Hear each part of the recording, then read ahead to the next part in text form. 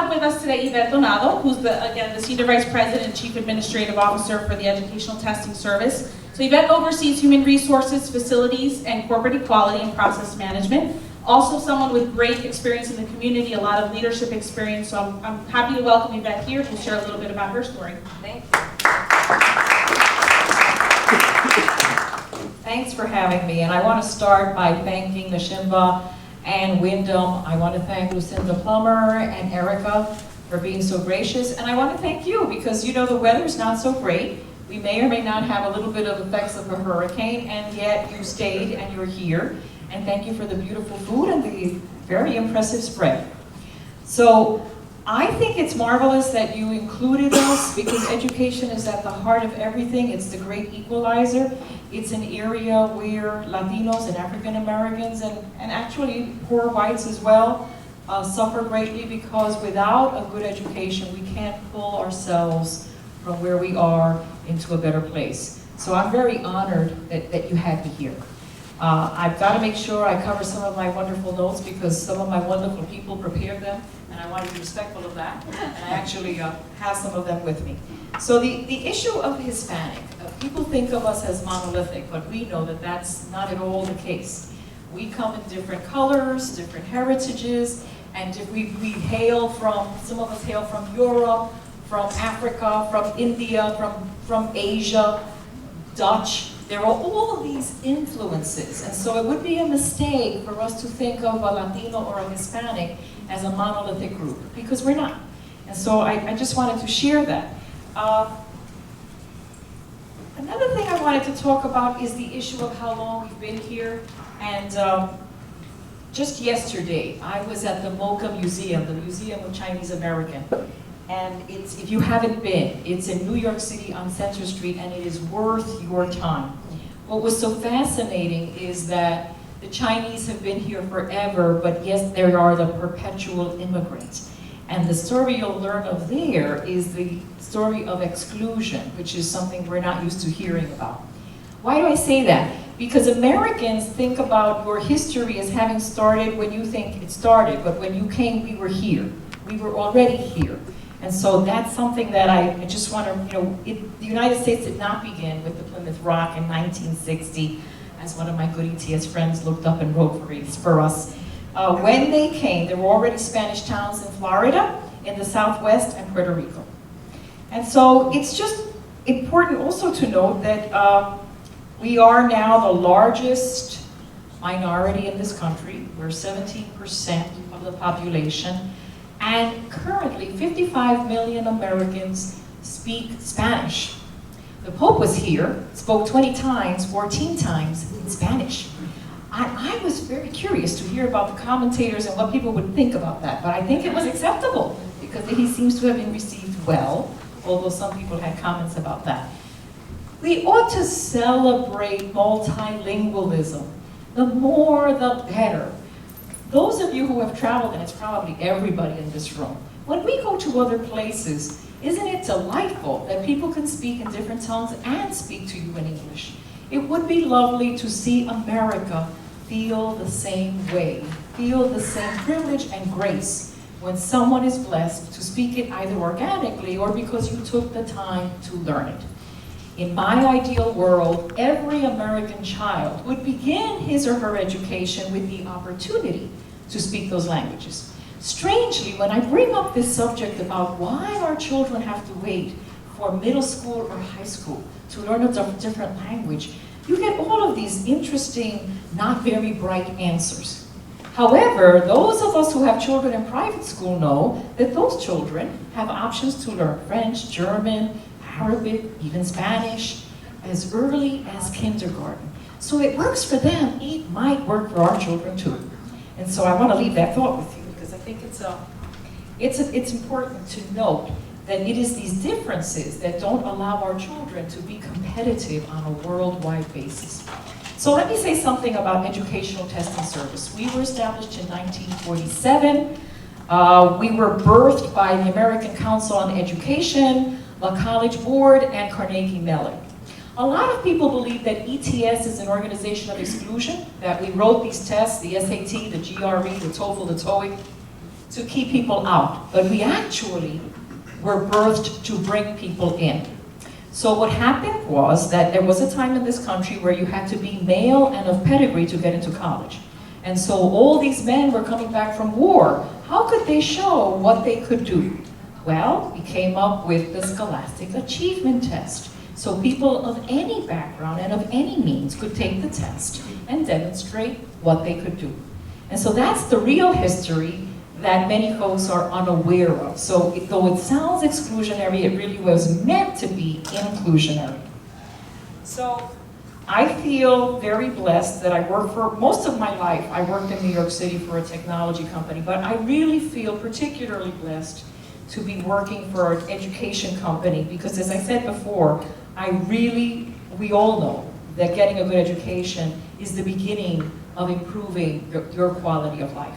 I want to call to attention some phenomenal reports that we've worked on that are all available to you for free at www.ets.org. America's Perfect Storm in particular is a report that I commend to you because it will affect the quality, if not your life, certainly of those of your children.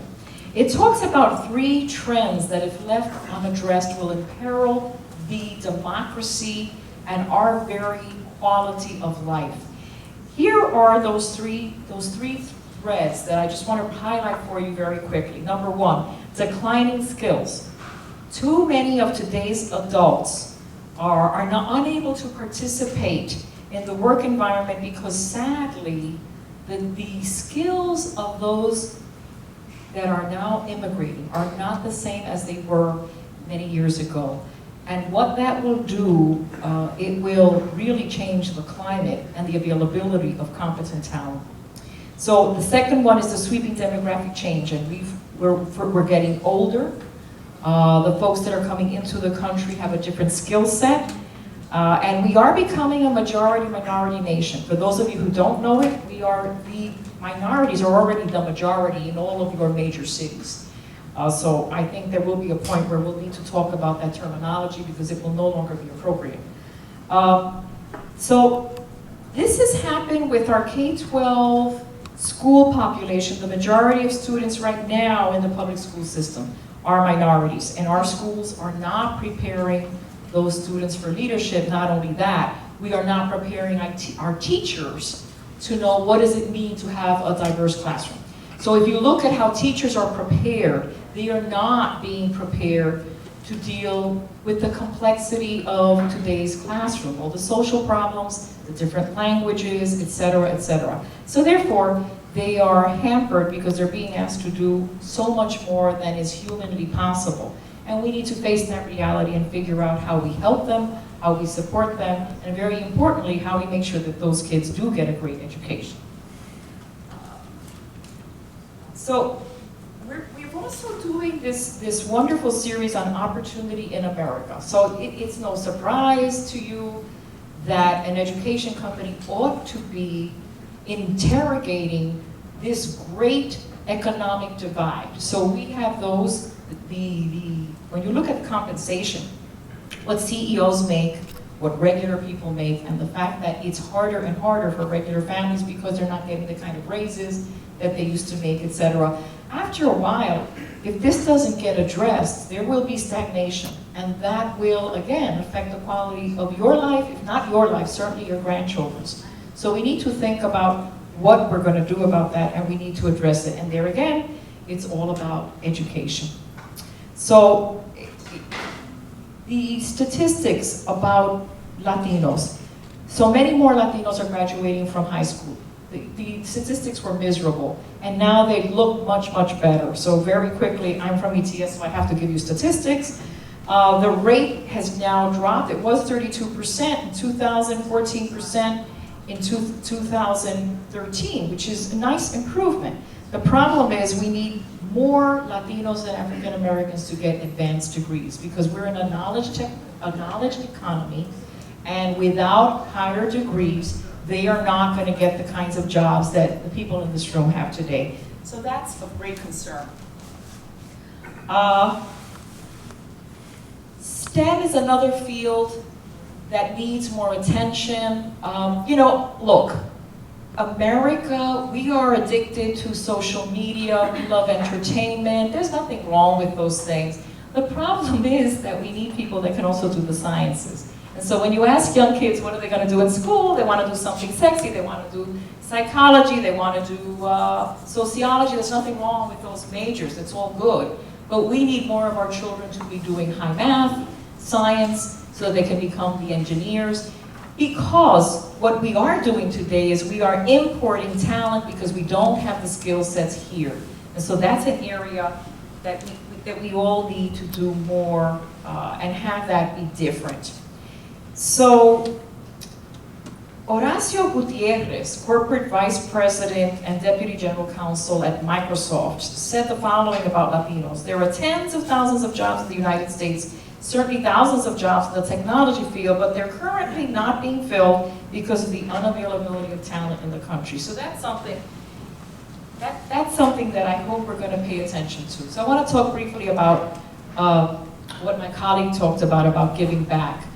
If you're in this room, you're part of those, maybe we're not well, the 1%ers, but we certainly are blessed. We certainly have a leg up on many, many people in this country. And so I urge you to be giving and to be thinking what your legacy is going to be. Are you getting involved with the community-based organizations? Are you mentoring somebody? Are you doing something in the schools? So here are some things that I'm doing, and I commend to you. One of the reasons I'm here is because of HISPA, and I think it's fantastic that NSHMBA has this wonderful relationship with HISPA, and that's Hispanics Inspiring Student Performance and Achievement. The people in this room would make phenomenal mentors and role models, because what happens with a lot of these children in these public schools is that they don't have anybody in their family who's been to college or knows that journey. And so they need somebody like you in front of them, especially in middle school, to talk about how did you get there? What struggles did you overcome? And how do I get there? Their parents cannot help them with the applications. So there are so many advantages that you have that we just assume because you don't know the many advantages that you have until you talk to a young person and realize that this person doesn't have technology, that she doesn't have a laptop, that there's so many things that you just assume that are simply not part of that world. Some of the things that I worry about is this technical divide. Even now, with broadband and with all this wonderful technology in our country, there are still many children that don't have the basics that you know they're going to need if they're going to do proper research and proper papers and so on and so forth. And so I partner with Yvette NSHMBA, who's here, and I know many of you know her, and I invite you to please consider being one of those mentors, one of those people that stand in front of the classroom and tells your story and helps these kids get inspired through your story. I'm also on the board of the Committee for Hispanic Children and Families based in New York. I'm on the board of United Way. I'm on the board of Junior Achievement. I am a board member of the New Jersey State Chamber of Commerce. I'm on the board of the Regional Princeton Chamber of Commerce. And you might think, oh my God, that woman, where does she find the time? You know what? You make the time. You learn to do it. And even in your own community where you work, if you don't have the time to do that kind of activity, I'm sure there are wonderful young people, and maybe not so young people, in the Wyndham family that could use your help. So think about, you got where you are, what is it that you can imagine about the person that you're having lunch with or that you just met that you might encourage.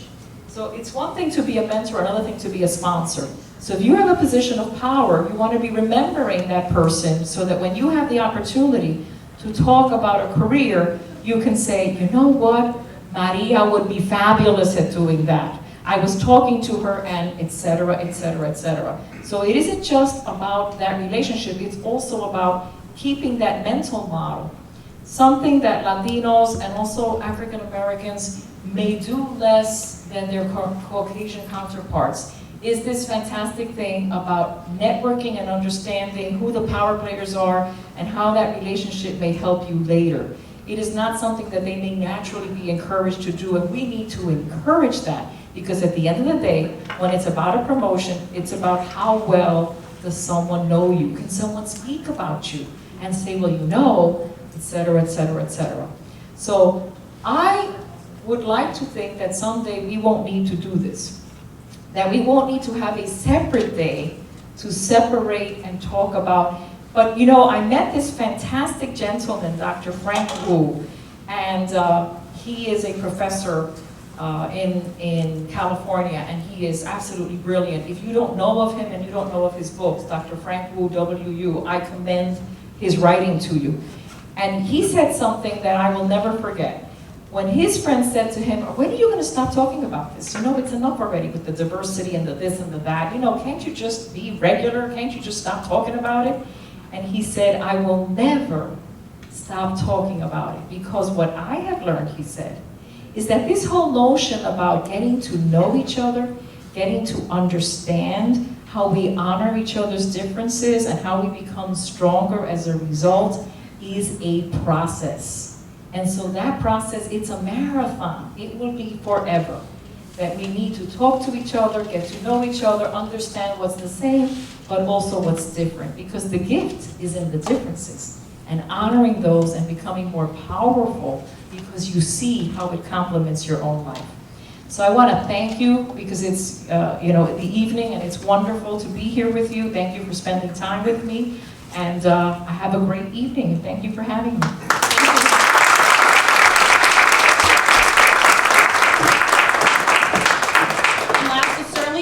We have Hector Satsilo Torres with us. Good question. Do we have another question in the audience? Let's stump. Okay, here we go. Now I got it going. Okay, thank you.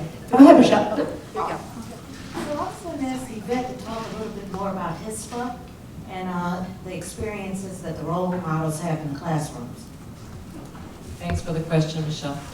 The HISPA organization is absolutely fantastic, because the president was a PhD in math and very successful AT&T executive, realized that just a few miles down, there was a school of children that was just completely disconnected to all of the advantages that this society brings if you have a good education. And she felt that she ought to do something about that. And I commend her for leaving that high-paying job and deciding that we needed a way to get those children to comprehend what they were capable of, because they just hadn't seen what was possible. No one was inspiring them. And so she decided that she needed to encourage executives like yourselves in the room to take time to go in front of them to tell their experience. The cool thing about HISPA is that it's not a huge investment. We know how busy you are.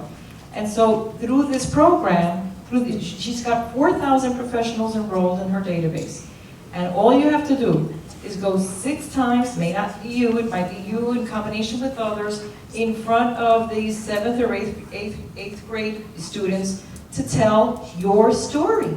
The kids get to ask you all kinds of cool questions, and all of a sudden, careers that they had never thought about suddenly become real to them.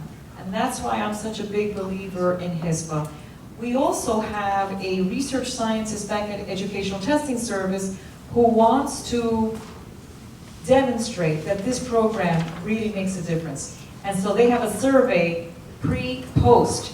And when the kids take the survey afterwards, kids that had said they had no idea, they weren't going to college, they were going to drop out, or whatever the case may be, are suddenly saying, I'm definitely going to college, and I am going to consider a career in science, I am going to consider becoming an engineer, etc., etc. They're very affected by the people that they meet.